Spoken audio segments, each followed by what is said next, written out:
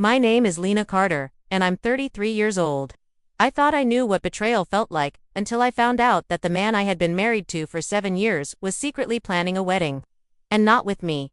You heard that right. While I was still wearing his ring, still making his dinners, still covering for his late nights, he was out there promising forever to another woman.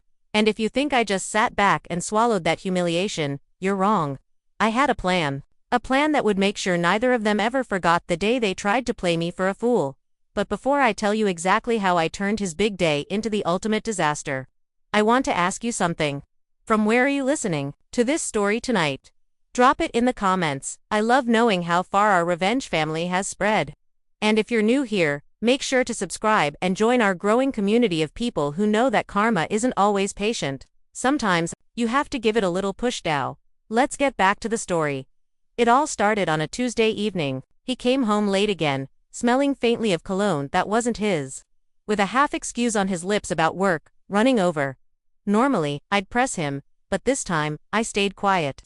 Because I'd already seen the messages on his phone. The ones that made my stomach turn, lines about venues, about tuxedos, about how he couldn't wait to see her walking down the aisle. At first I thought maybe it was some kind of cruel joke, but the more I dug, the clearer it became. He wasn't just cheating, he was building a whole new life right under my nose. And the kicker. He hadn't even bothered to divorce me yet. I remember sitting on the edge of our bed, phone in my hand, shaking so hard I almost dropped it. Part of me wanted to scream, confront him right then and there, throw his lies back in his face. But another part of me, the colder, sharper part, told me to wait, to be patient. Because if I played my cards right, I could take everything he'd built and turn it into ashes. And trust me, that's exactly what I did. Once the shock settled into something colder, I knew I had to move carefully. If I rushed, I'd end up screaming into the void while he walked away clean. But if I was patient, I could bury him in the mess he'd created. The first thing I did was collect evidence. I became an actress in my own home, smiling when he walked in, laughing at his excuses, pretending not to notice the extra showers he took before bed. Meanwhile, I was saving screenshots of his messages, forwarding emails to a private folder, even recording late-night phone calls when his voice softened in ways it hadn't for me in years. Piece by piece, the puzzle came together. He wasn't just planning a fling. He was planning a full-blown wedding. Flowers, catering, rings, the works, and the woman. A coworker from his job. She probably thought he was divorced already, that she was stepping into something legitimate. But me, I was still very much his wife, and I wasn't going to let either of them forget it. I remember one night in particular. He fell asleep on the couch, phone slipping out of his hand. I scrolled through his calendar and there it was, clear as day. Rehearsal dinner. The date was in 3 weeks. That was when the idea hit me. If he wanted to put on a show in front of friends, family, and coworkers, I was going to make sure I was front row. But not as a quiet bystander. The thought made my heart race. Equal parts rage and thrill. I wasn't just going to expose him, I was going to humiliate him in the very moment he thought he had one. But before I acted, I had to make sure my plan was bulletproof. I reached out to a lawyer, quietly, without him knowing. It turns out, being married while proposing to another woman, that's not just morally disgusting, it's legally messy, too, especially when there's financial assets involved. The lawyer's advice was simple: don't confront him yet. Let him walk right into his own disaster. So I waited. I let him keep lying, keep smiling, keep telling me he loved me, while his tux hung hidden in the back of the closet. I acted like the oblivious wife, while inside, every beat of my heart was counting down to the moment his world would collapse. And the best part, I wasn't just planning to ruin his wedding. I was going to do it in such a way that everyone, his bride, his family, his friends, even his boss, would know exactly who he really was. The stage was being set. All I had to do was wait for the right moment to step into the spotlight. The wedding day came faster than I imagined. I had rehearsed this moment in my mind so many times that by the time I stood in front of the mirror, zipping up my dress, I didn't feel nervous. I felt powerful. The venue was a grand ballroom, dripping in flowers, candles, and expensive decor. Guests filled the rows, laughter and music floating through the air.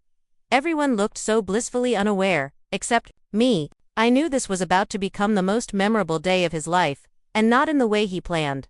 I slipped into the back just as the ceremony began. He stood at the altar, smug in his tuxedo, looking like the devoted groom.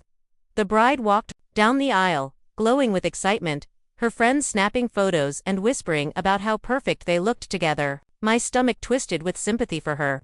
She wasn't the villain, she was another victim. But that sympathy didn't stop me from what I had to do. The officiant cleared his throat. If anyone here has reason why these two should not be joined in marriage, speak now or forever hold your peace. The silence hung heavy, the kind of pause that usually passes without incident. But not today. I stood. My heels clicked against the floor as I stepped into the aisle, and dozens of heads turned in unison. Whispers rippled through the crowd. I walked slowly, deliberately, until I was standing in front of them both. My voice didn't shake when I said, "I have a reason." The bride's face froze, confusion washing over her. His face, though, that was priceless. He went pale, his lips parting like he wanted to speak but couldn't. I pulled out the manila folder I'd been carrying and handed it to the officiant. "Before you continue," I said loudly, "everyone here should know the groom is already married to me." Gasps erupted from the guests. The officiant flipped through the documents. Our marriage certificate, photos of us together, and copies of the wedding invitations he'd hidden from me. The bride staggered backward, tears forming in her eyes as she looked between us. "He told me I was his wife," she whispered, her voice breaking. "No," I corrected gently, "I am his wife. And while he was planning this wedding, he was still sleeping in my bed, eating at my table, and lying to us both." The room exploded with chaos. Family members shouted. Some stormed out. Others rushed to comfort the bride. His boss, who had been sitting in the front row, looked disgusted, shaking his head. His carefully crafted image, the charming, successful man, shattered in seconds, and him. He just stood there, mouth opening and closing like a fish, completely powerless. For once, there were no lies quick enough to save him.